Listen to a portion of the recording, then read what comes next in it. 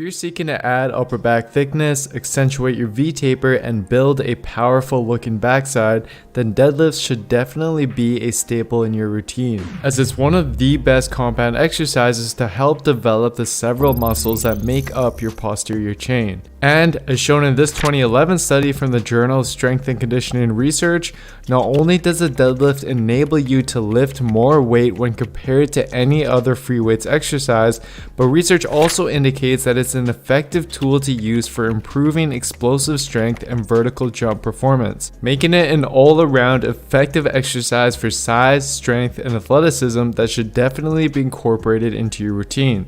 However, despite the seemingly straightforward movement pattern of the deadlift, if you want to maximize its effectiveness while reducing your risk of injury, then there's a lot more that goes into it than simply picking a weight up off the floor. And chances are, if you haven't been coached well on how to properly perform the deadlift, then there's a high probability that you're making a mistake or two. For example, if you can't spot at least two of the mistakes I'm making here, then chances are you're likely doing one of them. Therefore, in this video, I'll cover the 5 most common errors people make with a deadlift, and more importantly, I'll show you how to easily fix them right away. One of the most common errors people make with the deadlift is essentially turning it into a squat movement pattern, which is mistakenly done by positioning the hips too low and maintaining an upright back during the setup. And this is problematic because when the hips are positioned too low, your body is placed behind the bar to a greater extent, which both creates unfavorable leverages that causes more stress on the lower back, and it decreases the amount of weight you can lift, since your center of gravity isn't placed in an optimal position. So instead, what you want to do is when you're in the starting position, focus on the following 2 key points. 1. While keeping your chest up and back straight, ensure that your hips are positioned between your knees and your head, as opposed to positioning them too low as shown here or too high as shown here. The exact angle will vary based on your anatomy, but this is a good guideline to follow. And 2. Ensure that the bar is positioned directly underneath your scapula. If your hips are too low, you'll notice that the bar is now positioned in front of the scapula, which is just an indication that you should readjust your hip position. Sticking to these 2 points will help ensure that your hips are in the right position.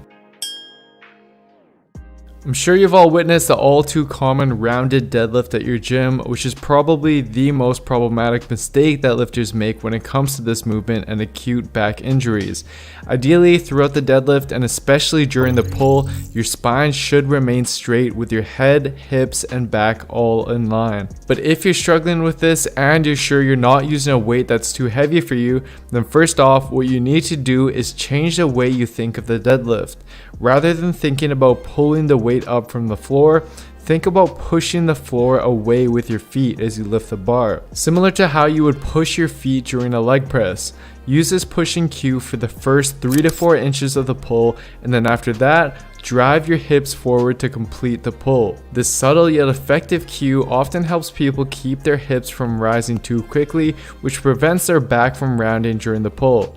Now, in addition to this, a rounded deadlift is essentially a compensation for weak hips, because as shown here, rounding your back actually brings your hips closer to the bar. This gives them a better mechanical advantage, meaning that your hips don't have to work as hard to get the weight up. So to solve this, you need to strengthen your hips, and the best way to go about doing this is to incorporate more hip strengthening exercises into your routine, like glute ham raises, split squats, and hip thrusts, for example. Focusing on these exercises in combination with the deadlift cue mentioned earlier will make a big difference in improving your lift.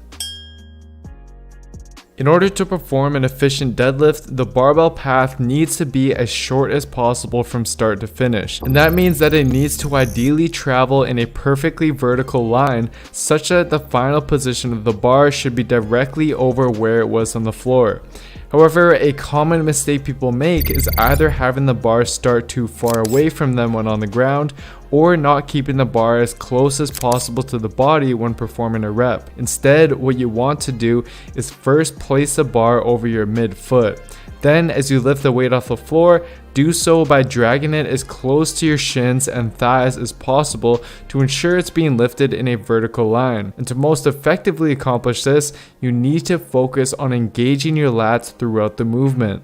To do this, before you pull, think about essentially performing a straight arm pull down with the bar in order to engage the lats. As shown here, you should feel your lat muscles activated and turned on as a result of this. And you want to maintain this lat engagement as you pull the bar up from the floor during each rep, since this will help with your bar path and with your overall stability. And if you're struggling with feeling this, what you can do is attach a band to the bar and pull backwards against the band by using your lats, and then perform a few light reps while keeping your lats engaged. This should help you learn what it feels like to properly use your lats during the deadlift.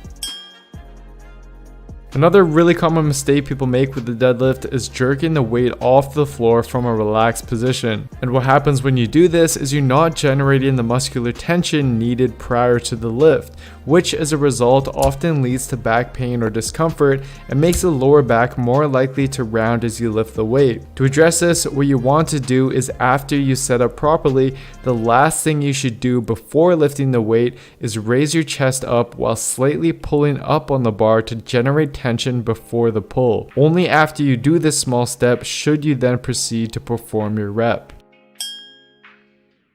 The deadlift should be finished with solid hip extension, meaning that you're contracting your glutes and feeling them activate, and your hips are pushed forward until the bar stops them from traveling any further. What a lot of people do, however, is continue on by hyperextending the lumbar spine and leaning back at the top position, which is unnecessary and causes a lot of stress on the lower back. And for some, this may be just due to a technical error and can be fixed by simply avoiding an excessive lean back at the top